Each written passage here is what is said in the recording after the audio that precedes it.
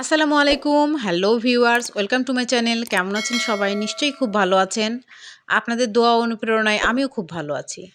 তাই আজকে চলে আসলাম আবার নতুন আরেকটি রেসিপি নিয়ে। আজকের রেসিপি মিষ্টি কুমড়ার বড়া বা পাকোড়া।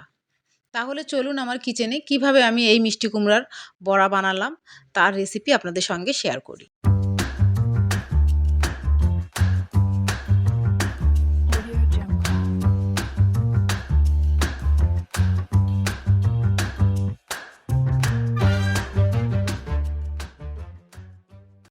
এখানে আমি ২ টুকরো মিষ্টি কুমড়া নিয়েছি। মিষ্টি কুমড়ার টুকরোগুলোকে ভালোভাবে ছিলে ধুয়ে রেখেছি। এবার এই মিষ্টি কুমড়ার টুকরাগুলোকে গ্রেট করতে হবে, তার জন্য একটি গ্রেটার নিয়ে নিলাম। বড় ছিদ্রযুক্ত অংশ থেকে আমি গ্রেট করে নিচ্ছি।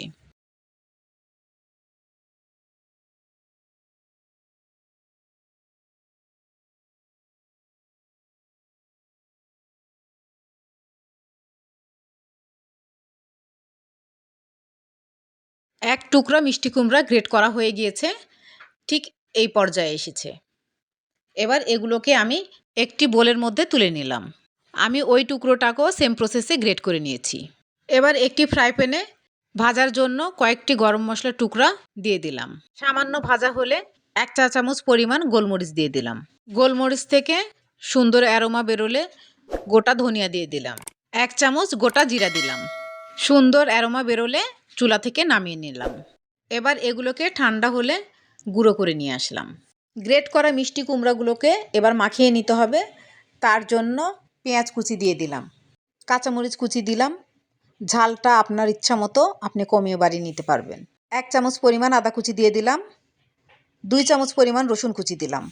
এবার ধনিয়া পাতা কুচি দিয়ে দিলাম। স্বাদ মতো লবণ দিলাম। এবার বাইন্ডিংয়ের জন্য ২ চামচ বেসন দিয়ে দিলাম। ২ চামচ চালের গুঁড়া দিলাম। ভাজা গুঁড়া করা মশলাগুলো এবার ঢেলে দিলাম। এবার হাত দিয়ে ভালোভাবে মাখিয়ে নিব।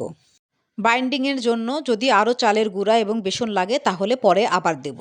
হ্যাঁ, মাখানোর সময় মনে হচ্ছিল যে বাইন্ডিংয়ের জন্য আরেকটু চালের গুঁড়া এবং বেসন দিলে বাইন্ডিংটা খুব ভালো হবে। সেজন্য আরও ২ চামচ চালের গুঁড়া এবং ২ চামচ বেসন দিয়ে দিলাম।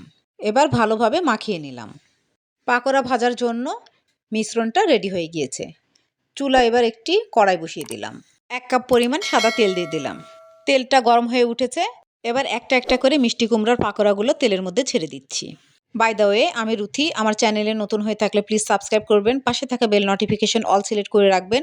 তাহলে যখনই আমি নতুন ভিডিও আপলোড করব তার নোটিফিকেশন সবার আগে আপনার কাছে পৌঁছে যাবে। লাইক, কমেন্ট এবং শেয়ার করবেন। আপনাদের একটি লাইক আমার ভিডিও অনেকজনের কাছে পৌঁছে দিবে। আমাকে এগিয়ে যাওয়ার সুযোগ করে দিবেন। যারা ফেসবুক এবং ইনস্টাগ্রাম থেকে দেখছেন তারা পেজটাকে ফলো দিয়ে রাখবেন। লাইক, কমেন্ট এবং শেয়ার করবেন। যারা already like, comment, share, subscribe এবং ফলো দিয়েছেন তাদেরকে ম্যানি ম্যানি থ্যাঙ্কস। আজকে আমার চ্যানেলের এই ভিডিওটি যিনি ফার্স্ট ভিজিট করেছেন তাকেও ম্যানি ম্যানি থ্যাঙ্কস। পাকোড়ার এক পাশ ভাজা হয়ে গিয়েছে।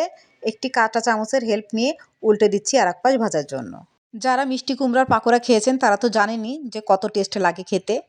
আর যারা কখনো খাননি তারা আমার রেসিপি ফলো করে একবার বানিয়ে খেয়ে দেখুন। আশা করি খুব ভালো লাগবে। মিষ্টি কুমড়ার পাকোড়া গরম ভাতের সাথে খেতে খুবই অসাধারণ লাগে।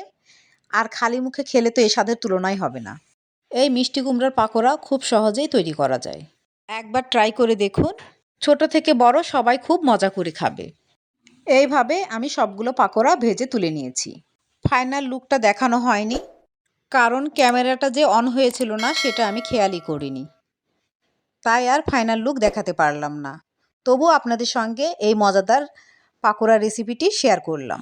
রেডি হয়ে গেল মজাদার মিষ্টি কুমড়ার পাকোড়া। নিউ ভিডিও দেখার ইনভাইট করে আজকে বিদায় নিচ্ছি। ভালো থাকবেন, ভালো রাখবেন, আমার জন্য দোয়া করবেন। আল্লাহ হাফেজ।